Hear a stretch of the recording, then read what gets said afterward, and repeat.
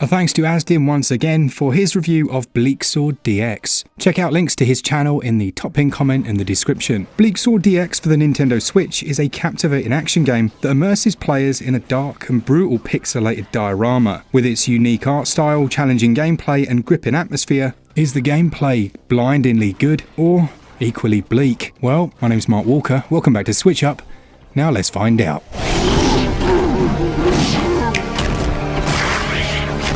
The king has been assassinated, and the usurper has caused the land to fall into darkness. Our pixelated hero must embark on a perilous journey through a desolate and sinister realm and find the 3 magical stones that will end the tyranny of the evil king and his bleak sword. The narrative is minimalistic yet intriguing as you assume the role of a lone warrior who must confront hordes of menacing creatures and powerful bosses to bring light back to the land. The sparse storytelling allows the game to focus on its core gameplay mechanics, while still keeping players engaged throughout their journey.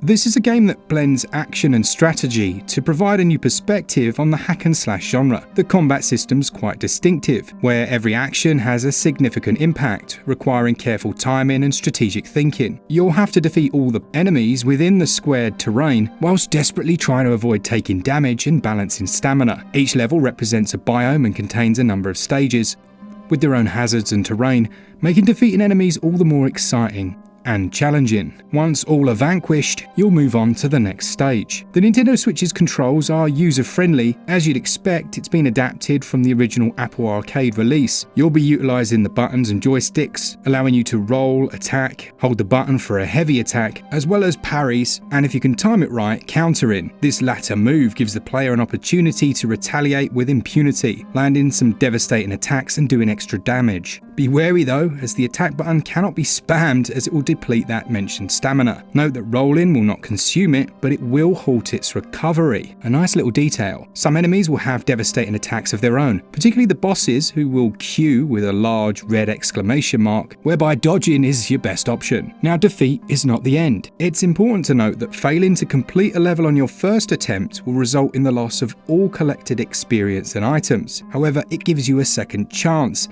If you fail again, these losses will become permanent. However, don't despair. By persevering and continuing to progress, you'll have the opportunity to easily acquire new items as you move forward. When engaging in a battle, every move must be strategically planned, because even the slightest error can result in severe repercussions, and each different enemy will require a specific set of tactics to overcome without taking damage. Now, the mechanics of the gameplay do pose a challenge, making it hard to succeed, but the feeling of fulfillment upon winning is immensely gratifying.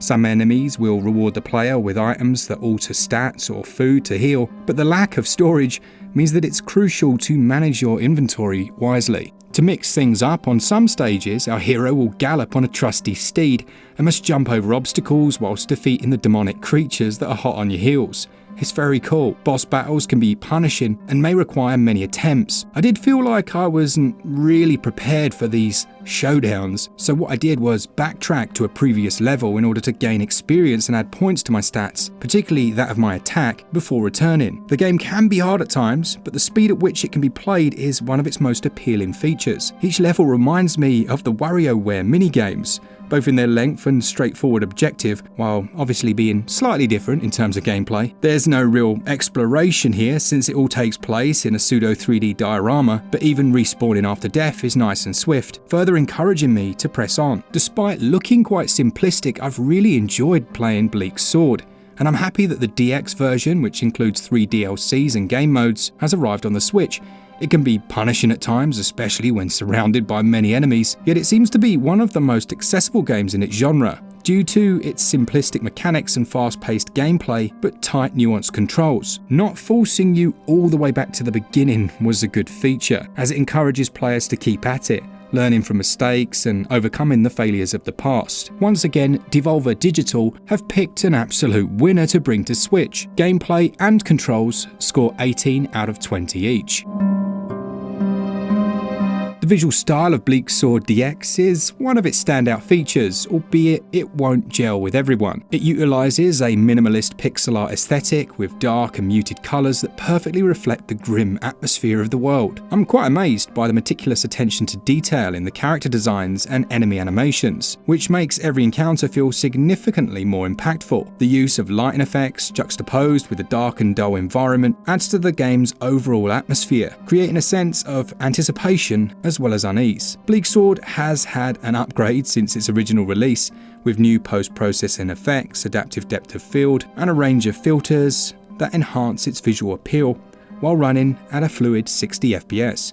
Additionally, the game has been updated with particle effects, foliage, and weather enhancements that create a more immersive and atmospheric gaming experience. The marriage of old visuals and contemporary effects works really well, particularly the level with lightning storms, creating extra tension. My only issue is how hard it can be to see your character in the distance. The shrinking into said distance effect is quite brilliant, but it may have been worth making the diorama slightly larger. But I will say I didn't experience any glitches, bugs, crashes, or other annoying issues. The audio design plays a significant role in creating that immersive experience.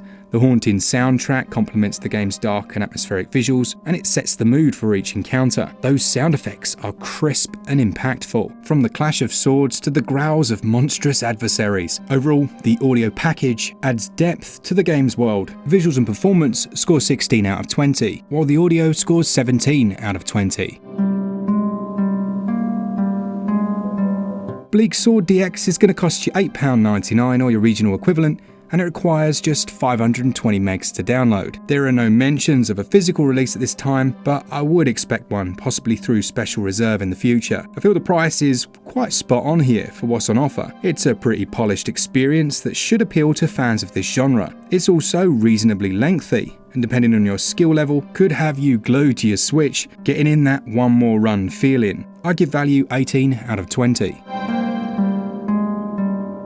In conclusion, for gamers who crave challenging action and immersive experiences, Bleak Sword DX on the Nintendo Switch is an absolute must-play. With its unique combat system, striking visuals, and captivating audio design, this one's going to transport you to a haunted world that is both dark as well as rewarding. While some may find the minimalistic storytelling and high difficulty a bit off-putting, those seeking a truly unforgettable adventure will be enthralled by what Bleak Sword has to offer.